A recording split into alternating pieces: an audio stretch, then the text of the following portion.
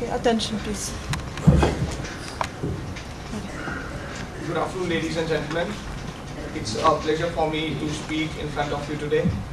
I would like to thank Dr. Agnieszka for giving me a chance. Today I'm speaking on global warming. There is a little doubt that the earth is warming. Over the last 1 century, earth temperature has risen by about 1 degree Celsius. Very recently, United Nations has formed a panel for climate change, and the panel has forecasted the earth temperature will rise between 2 to 6 degrees Celsius by the end of this century. What consequences this will have on earth? What consequences this will have on our environment? Firstly, the polar ice caps will start melting, resulting in excessive flooding. Many of our country's borders will be underwater. Landscape such as mountains, buildings, cities will be underwater. Cities including Dubai, Mumbai, New York are under threat. That's what UN has forecasted. Friends, if we don't change the way we live, I'm sure UN's forecast will be an actual very soon. Speaking on this platform today, I don't have any hidden agenda. I just want to let you know how the future looks like if we don't change the way we live. How the future looks like in 2050 and beyond. Today, I'm afraid to go out in the sun because there are holes in ozone layer. I'm afraid to breathe because I don't know what chemicals are there in the air. Is this what we want to create for our children's, for our grandchildren's, and many more generations to come? I hope the answer is no. We are educated people, we are intelligent enough to understand what is good for our environment and what is deteriorating our environment. But still, we go there and print reams and reams of paper every day, every time. We need to bring a change, we need to change our lifestyles, we need to do some sacrifices to save our environment.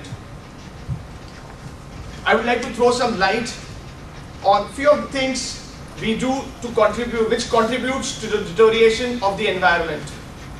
Many of us sitting here are consumers of animal in the daily diet. Eating animals won't harm the environment if done on a smaller scale, if done on a much smaller scale. But the modern meat production processes involves intensive use and often misuse of energy, water, grains. Now these things contribute extensively to pollution and soil erosion. Producing animals for feeding it to the growing population of human is an extremely inefficient way. It takes around 2,500 liters of water, 2,500 liters of water to produce 1 kg of meat. But if I want to produce wheat, it takes only 30 liters of water. It takes 30 kgs of grains to produce 1 kg of meat. You have to feed chicken so that it can become 1 kg. 30 kgs consumed. And if you give 30 kgs of grain directly to human, I'm sure it is sufficient for all of us sitting here for the whole day. Lunch, breakfast, etc., etc. Whenever you consume meat, whenever you consume animals, the demand of food grain shoots up drastically, the factor of 30. To support this demand, not many forests are getting cut and are converted into fields, as we have seen in the last few decades. This surely contributes to global warming. Some of you will be thinking that eating vegetarian food won't give proper nutrients, vitamins required for the human body. Then I would just like to share something about myself. I'm 100% vegetarian, never ever tasted meat of any kind in life, and absolutely fit, healthy. I don't have any kind of deficiencies. Though I look lean, it doesn't matter. A few days back, I'll just share an incident. A few days back, I was watching National Geographic in our common room. Now, the scene is something like this. There is a very big ship in the middle of the ocean, some 400, 500 meters long. And parallel to this ship, there is one more ship, same size, same geometry. Now, between these two ships, there is a net, fishing net, which goes deep inside the air, deep inside the water. And then these two ships start moving. What happens is, whatever ships, fishes, and whatever sea species comes in the way, the net captures it. And this is how fishing is done on a mass scale, on a big scale, so that humans can consume fishes and other seafood.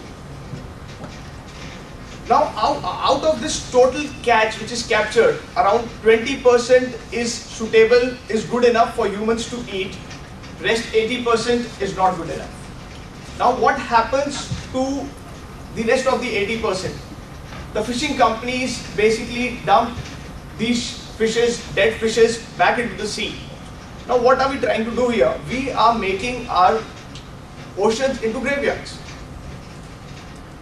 My friends who are scuba diving enthusiasts, just imagine if you dive next time and you are surrounded by the nature, if you are surrounded by the nature beauty, how good it will feel like.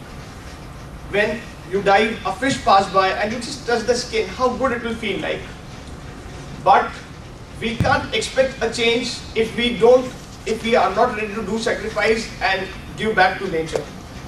Just remember, what we sow is what we reap. We go to Choithram, Carrefour, Lulu, what we do? We take maximum number of polythenes possible just for our ease. We'll use it somewhere else, or it's easy to carry if we take plenty of polythenes. Many of us are searching for life projects, internship. Just think, if we take a task, if we take responsibility and make sure, build strategies, build plan, implement them to make sure that consumption of poly bags is zero from all these retail counters. Needless to say, polythene takes 500 years to disintegrate.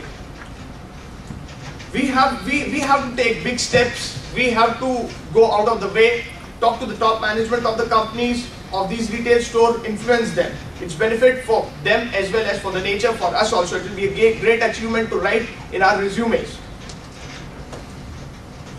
In India, there is a saying, "Boond boond se ghada bharta hai." That means every drop in the ocean counts a lot. We need to take first step. Things will fall in place. If you are thinking that I am speaking on global warming and not even touching topics like carbon emission by industries, then there are many government regulations, many government agencies who are keeping a close watch on all these activities. What you and me can do is just take care of few things in our daily life. Like, just whenever we are walking out of a breakout room, just switch off the lights. Whenever we are brushing teeth in the morning, just switch off the tap. We go to drink water near the pantry, just avoid consuming plastic glasses. Have a mug with you of your own.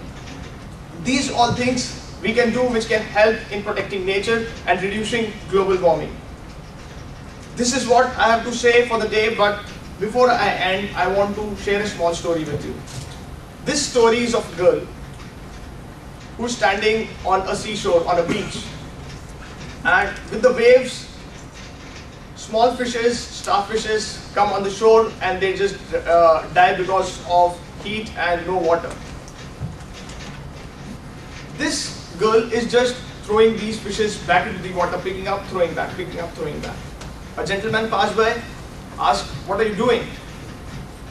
She says, "I'm just throwing back these fishes into the water so that they don't die." The gentleman says, "The coastline is so big, the shore is so big, doesn't matter, you are making things right at your place." The reply from the girl is, "At least I have satisfaction that things are under control, that things are correct in my place." Thank you.